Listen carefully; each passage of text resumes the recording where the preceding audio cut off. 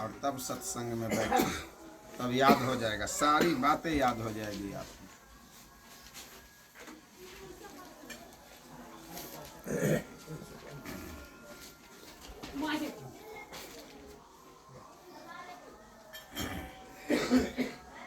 सात समुद्र की मसी करो,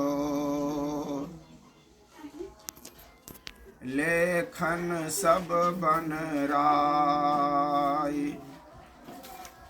धरती सब कागज करो, गुरु गुण लिखा न जाए। यह तन विष की बेलरी, गुरु अमृत की खान, सिर दिए जो गुरु मिले, तो भी सस्ता जान। बोलिए गुरु महाराज की जय। बंदी छोड़ कबीर साहेब की जय। भक्त भगवान की जय।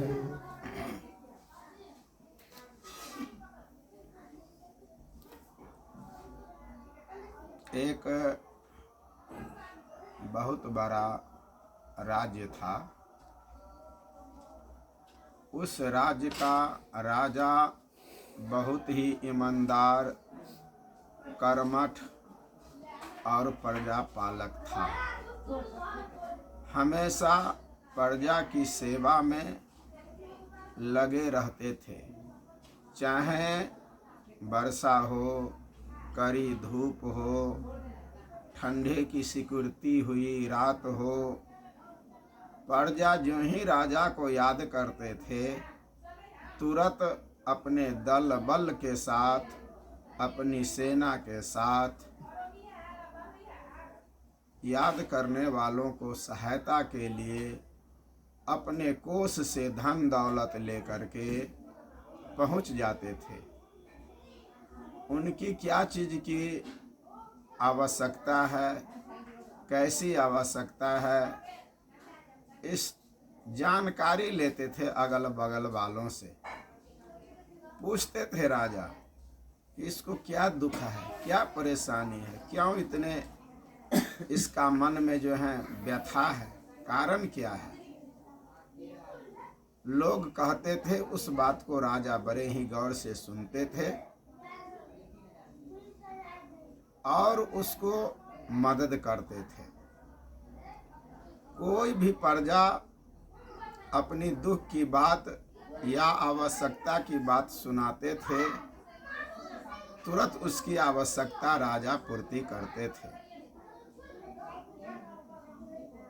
संजोगवश इतना धर्मात्मा होते हुए भी समाज सेवी जनता जनार्दन को हमेशा दुख सुख में साथ रहने वाला ईमानदार राजा को भी एक बार तबीयत खराब हो गया।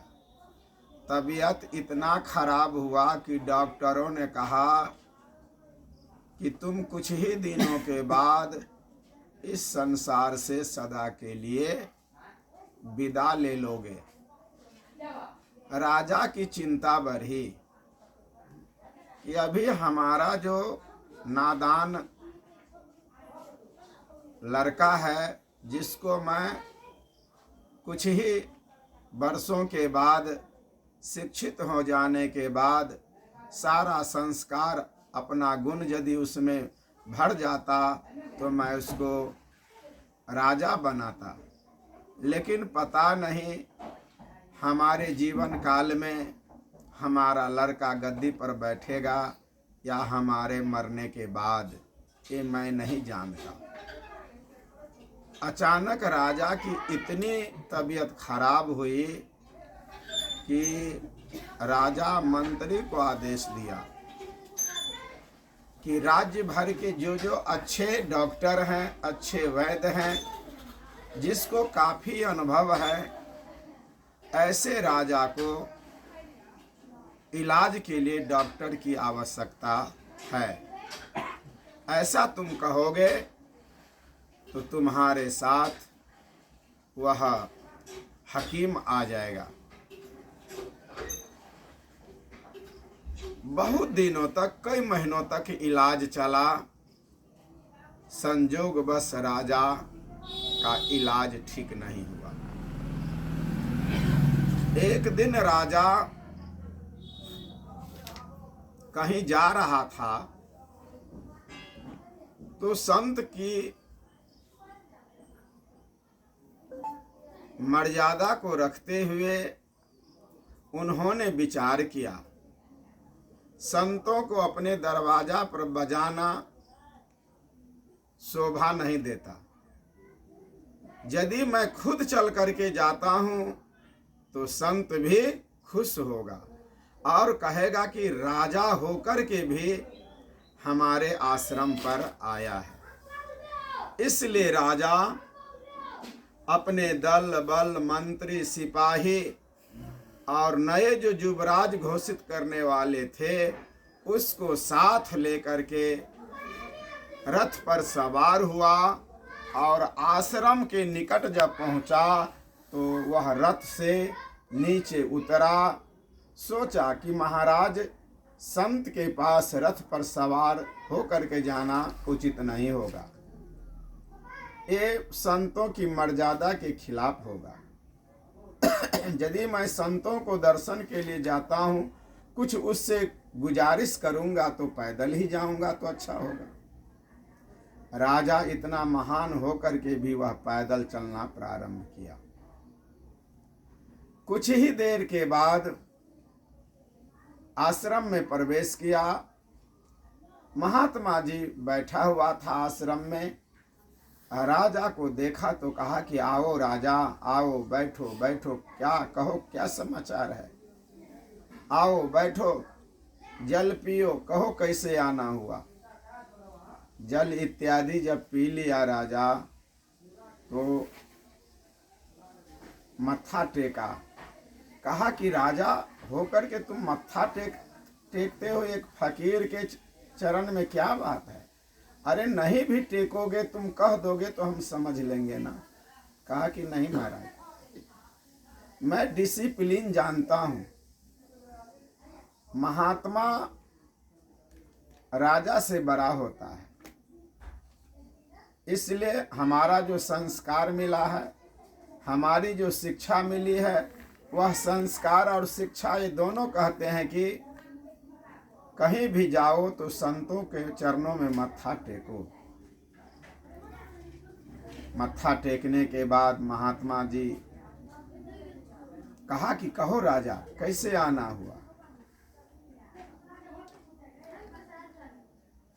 राजा ने कहा कि मेरी विनती को आप ध्यान पूर्वक सुने। मैं बहुत महीनों से बीमार हूँ। अभी हमने नया राजा को भी घोषित नहीं किया हूँ, कारण वह अभी नाबालक है मेरा लड़का, जो आपके सामने में खड़े हैं। कहा कि तू कहना क्या चाहते हो राजा? तुम किस उद्देश्य से आए हो सो बोलो। कहा कि मैं बरसों से बीमार चल रहा हूँ, मैं बरसों से बीमार चल रहा हूँ। आप ऐसा कोई उपाय बताइए जिससे मेरा कुष्ठ रोग सदा के लिए दूर हो जाए। श्रोताओं, संत ने आशीर्वाद दिया कि तुम संतों का चरण रज प्रत्येक दिन पियो और मेरी वाणी पर तुम दृढ़ होकर के विश्वास करो कि तुम्हारा रोग में सुधार होगा। प्रिय श्रोताओं, कहा कि नहीं महाराज, कोई आप दवा बताइए। कहा कि ठीक है, लो दवा ही बता देते हैं। कहा कि हंस का तेल यदि तुम्हें मिले, उस हंस के तेल को तुम कुष्ठ रोग में प्रत्येक दिन लगाना और उसमें 2 बूंद प्रत्येक रोज हंस के तेल में साधु का चरणोदक 2 बूंद मात्र डाल देना और तुम साधु का दुहाई दे करके लगाना कि हे संत भगवान, आपने जो यह हमें दवा बताई है, वह दवा मैं आज से लगा रहा हूं, हमारा कल्याण हो जाएगा। तो फिर क्या कहना, आप जो कहेंगे वह सेवा के लिए मैं हाजिर हो जाऊंगा। श्रोताओं, राजा आदेश दिया कि हंस का तेल कहाँ मिलेगा। चारों दिशाओं में राजा जो है भेजा हंस का तेल खोजने के लिए। 3 दिशा के लोग लौट करके आ गए, कहीं जो है हंस का तेल नहीं मिला। श्रोताओं,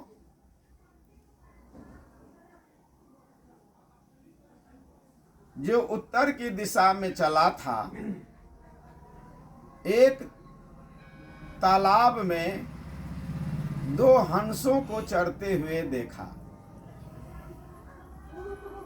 एक नर था, एक मादा थी। दोनों उस तालाब में किलकारियां कर रहे थे। नर और मादा दोनों किलकारियां मार रहे थे। कभी उसको वो पीछा करते थे तो कभी वो पीछा करते थे, कभी नहाने लगते थे तो कभी एक दूसरे का आलिंगन करते थे, चूमते थे।